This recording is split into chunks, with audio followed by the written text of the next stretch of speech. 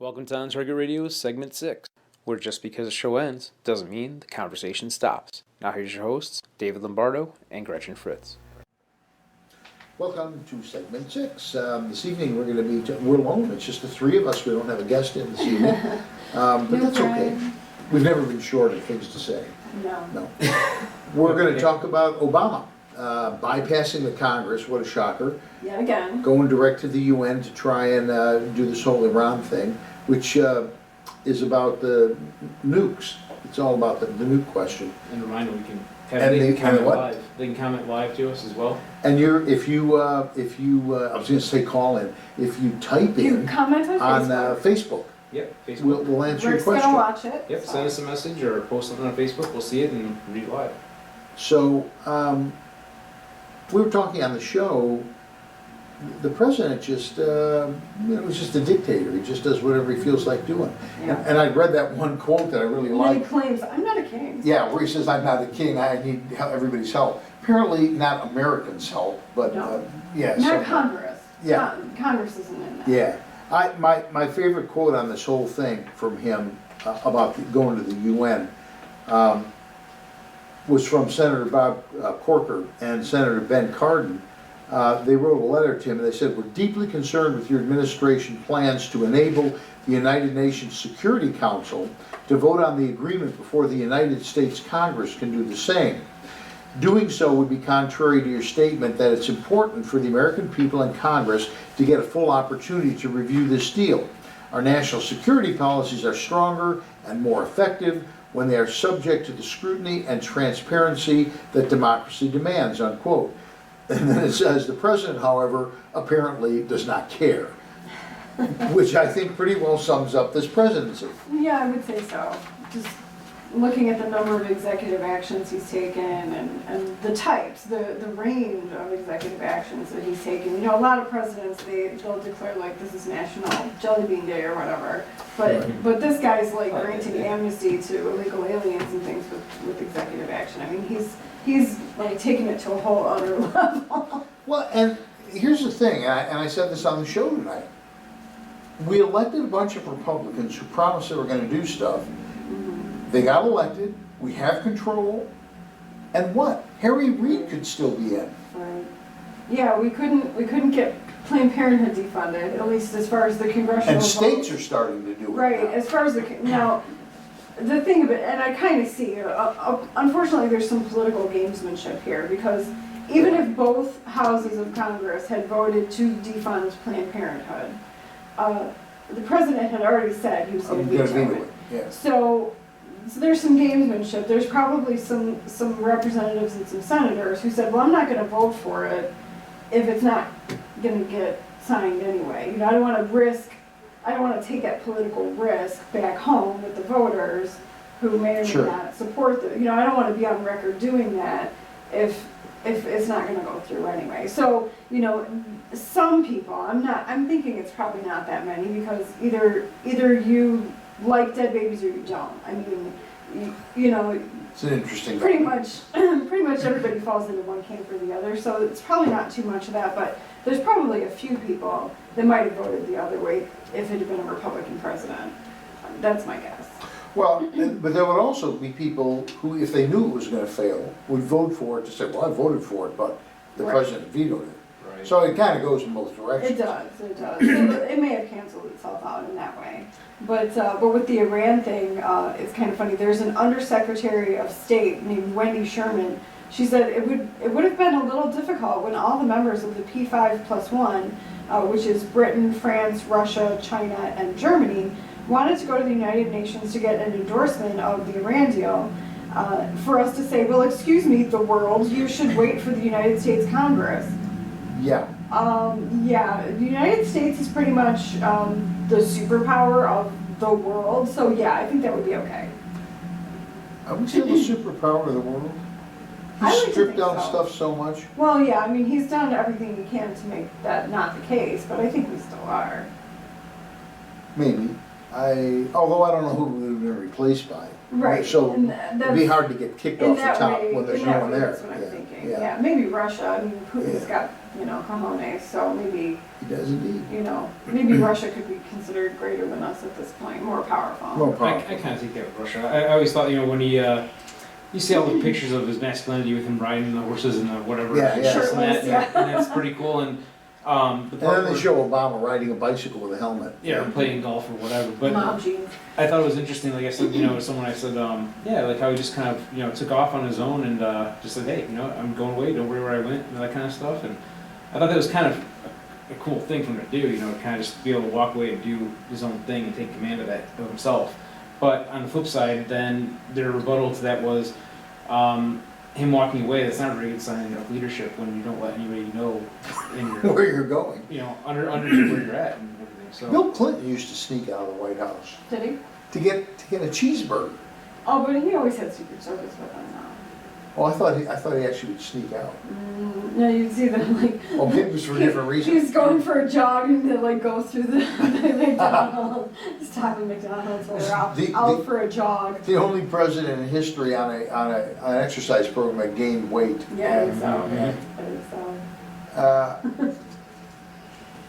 I guess the big question is one of the callers tonight questioned whether or not it's not already too late to do a reversal. Can you get a Republican elected?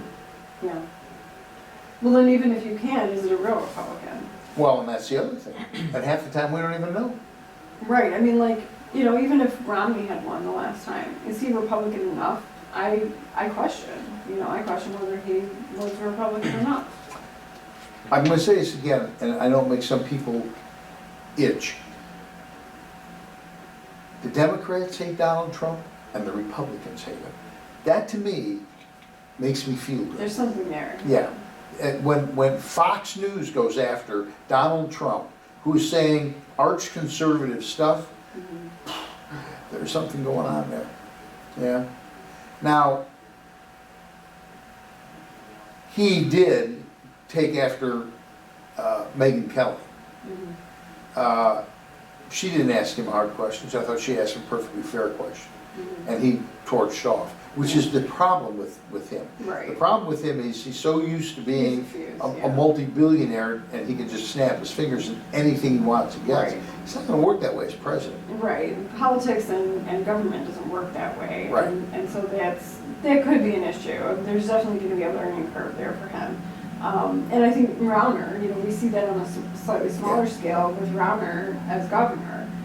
He's a businessman and he's used to just, what he says goes and he tells people what to do and it gets done. And so, working with Madigan and Cullerton and this group that's like herding cats, it's a whole new ballgame for him. And so, yeah, it's definitely a thing. And like this article that we're reading from is Daily Signal, so it's Heritage Foundation, so it's very credible. And they point out Congress should see this issue as a direct attack on its authority. And that's, again, as I said with the executive orders and things, that's been ongoing. But this is actually in the extreme, because we're talking about Iran and nuclear capabilities. I mean, this is serious stuff. I mean, this has gravitas. This is not, even illegal aliens are, not as high up on the list as Iran with nuclear capabilities. And he's a terrible bargainer. We've got hostages there. The first thing should have been, we're not even talking to you until you give us our people back. Right. We're sanctions against you, you're cut out, no conversation. That was a no-brainer. Right. That was a total no-brainer. Yeah, that's just to come to the table. Right. Yeah. They're not smart enough to get that. Yeah. I don't know. I don't even think it's that, though. I think they just don't care. Well, probably. They just let people die in Benghazi. It didn't seem to Right. faze Well, them. exactly. And that's what it is. I hate to just go back, but I think it really does come down to if you don't value life. If you don't have, if you base your life on moral relativism, if you don't have any firm morality based on God and life has value and all of that stuff that Christianity teaches, then You don't care about people dying in Benghazi. You don't care about people dying in Iranian prison. You don't care about aborted babies. It's all connected. The most chilling thing about that whole Planned Parenthood thing, all of which was pretty disgusting, frankly, but to me, the worst part of all of that is how totally cold and sterile they were about it. I mean, there was no hint that they even thought that what they were doing was wrong. Yeah. It was like they're selling auto Matter of parts. fact, yeah. You become Like car immune to parts, it. yeah, right. Right. Well, it's exactly the same Instead of thing. people parts. I hate to reference documentaries all the time, but it's a very good way to learn things. And Ben Stein did a documentary called Expelled. And basically one of his points in that is that's what the Nazis did. The Nazis basically said the Jews are a lesser form of life than everyone else in the world, and so we can do whatever we want to them. Right. It's easier Because- to dehumanize them. Right, exactly. Destroy them. Once you convince people that their lives don't matter, then you can do experiments on them, you can exterminate them by the millions, and no one questions it because you've convinced them that their lives don't have Right. value. Right. And so it's the exact same thing at Planned Parenthood. Once you say, well, it's not a life, it's just a blob of tissue, or they couldn't feel anything, or whatever your argument is for abortion's okay, then everything after that doesn't matter. When you see, you didn't watch all the videos, did you? No. Yeah, well, probably better not. But Yeah, I'd like to sleep at night. when you see a baby, literally, I mean, fingers, toes, face, that's just laying there being dissected, it's like, how can you do that? I don't understand how they can do that. And then this one woman goes, they're negotiating, they're haggling over price, and she goes, well, I want on the phone to be able to buy a Lamborghini. Mm-hmm. That's like totally devoid of any consciousness or any conscience whatsoever. That's like really scary. There were experiments done, I forget where they were done. They would bring a subject in, and everybody else was an actor. They'd bring a subject in, and they would have somebody sitting in a chair wired. You remember this? Yeah. Wired to this machine. And I forget, they asked them questions or something? That was something like that. whatever it was. But the only person that didn't know what was going on was the real subject coming in. Yeah. And they would say, okay, we're gonna ask them a question, whatever it is, and if I tell you, you crank up the voltage, that shocks them. Yeah, press the button, Yeah. and they'll get a shock. Like if they answer the question wrong or whatever. it's Right, and people were willing to actually fry other people, literally. They'd be like screaming, it was all put up, but they didn't know that. Right. They'd be like screaming, and they go, I'll do it again, and they do it, because they were being told to do it. Because the person in the white coat. said- Exactly, Yeah. which, that is like seriously screwed up. How long ago was that? That was out there. It's been some years now. 80s. Yeah, Yeah, because I was probably. thinking The Simpsons had a version of that. Yeah. It just, Simpsons did. yeah, the family went to the it's cartoon, but I'm like, but the cartoon itself is kind of a commentary on a lot of social and Oh, Oh, political very much issues. so. The Simpsons, So I'm yeah. thinking that that's probably where they got it from. I didn't know where they sourced That's it what from. it So is, it makes yeah, sense yeah. now. Yeah, it was an actual psychological experiment they did. It's, those were the rat psychologists. When I was in the doctoral program for counseling psychology, we always referred to the psych majors, those guys, as the rat psychologists, yeah. We were humanistic, That's right. yeah. Carl Rogers, Touchy-feely. yeah, Carl Rogers.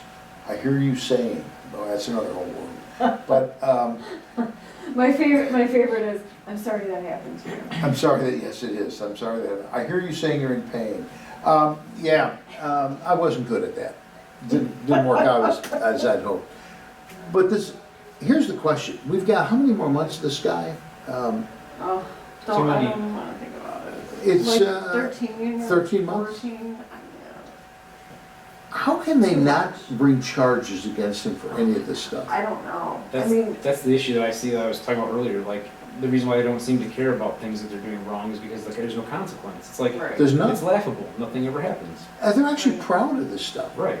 And Well- there's people that can take action, but no one's doing it. And actually, we Right. mentioned that in the judge that made an injunction about Right. the amnesty.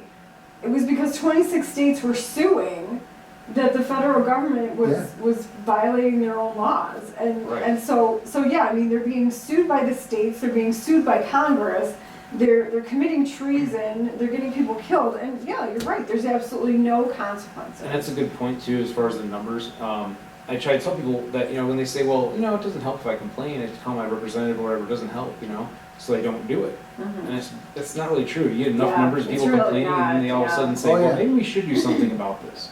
It does happen. And that's what all these groups operate on. American Family Association, Numbers USA, the Tea Party groups, that's what all these groups operate on, is make the phones light up, make the fax machine go, fill up the email inbox, and they will listen to you. And it's true. It's absolutely true. I mean, grassroots effort and everything. that thing with the Navy was going to go after that guy who used his own personal firearm. And they got so protecting against they terrorists. got so many emails and phone calls. They're like, oh, okay, just kidding.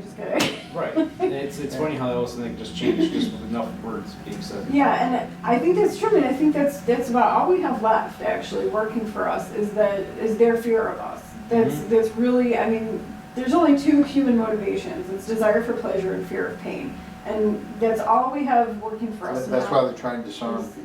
Right, yeah, but I think, because they fear pain. I think it's true though, I think you have a good point, Rick. I think we have to keep making those phones light up, and that's the only way to get what we want, with the people that we have in power right now. Yeah, and I was never really much into politics until they started coming after our guns and everything recently, and I started doing phone calls and writing letters, and I actually started getting some responses back, surprisingly. It seemed to be not just a canned response, it was handwritten.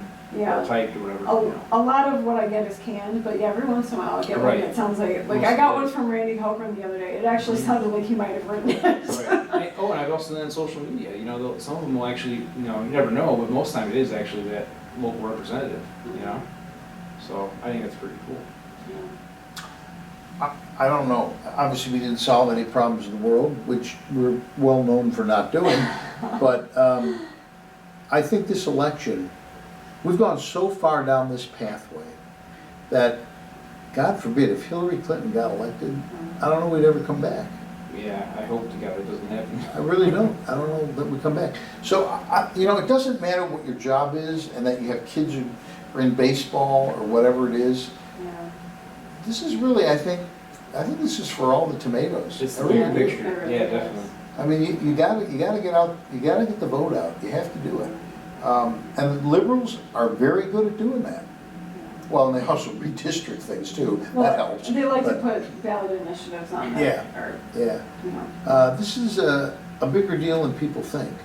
It's bigger than ISIS or anything else because this is the fundamental core of who this country has been. It addresses everything. Right. It addresses everything. And ever since World War II, America, the United States, has kind of, to a degree, been the savior of the world. I mean, certainly other countries have participated in things, but we've sent massive amounts of aid to countries at disaster relief and stuff. We've sent aid to our enemies so they could feed their starving people while they're trying to kill us. Yeah. What other country does that? We're it. Right. And they hate us for that. Which gets back to my theory of just carpet nuking, but all of them. But that will be another show. We'll talk about carpet nuking. That's a whole other segment 6. Another segment 6, correct. One that will be held from our secure bunker in the mountains. But anyway, we have undisclosed location. an undisclosed I location. also want to throw in too, a thank you to gunchannels.com. They're going to be listing us on their roster for next week. And setting up a chat room for us as well. Thank you. Which is pretty cool. I hope I didn't say anything embarrassing then. I don't think so. Okay. A lot of them are pretty much like-minded people, so it's a good source of viewers for us. There's probably a couple of preppers. Yeah, I don't know. There might be some. I mean, it's a good mix of people. Honestly, from the people I have actually live chatted with, it seems to be a pretty good mix from all across the country. So definitely, I think it's a nice thing to hear that they're going to do that for us. But that and Cool. Check out my GoFundMe for getting me to SHOT Show, so we can do some video work up. Right, exactly. You'll be there by yourself. We have to figure out how we're going to go to the SHOT Show, but I try never to get bogged down in needless detail. Yeah. We're actually discussing. Where do you want to stay? You want to stay at the Golden Nugget. The Golden Nugget. It's only $551. Yeah, and I would like to stay at the Wynn for how long? 12,000, but Probably each day. $551. Yeah. Ouch. a day. Yeah, so we'll figure something out, I don't know. Oh, no, that's with the flights. The plan, that's what's the Oh. flight. Yeah. Okay. But I the got it. plan is, we want to go to SHOT Show and do interviews and put them up on Facebook. And if we can ever find someone to help us with the website, on a website too. It'll Meanwhile, be on YouTube also. next week, we're gonna talk about something that this week we have no idea what it will be, but we will be back next week. Yep. And that's it for Thanks for segment 6. watching.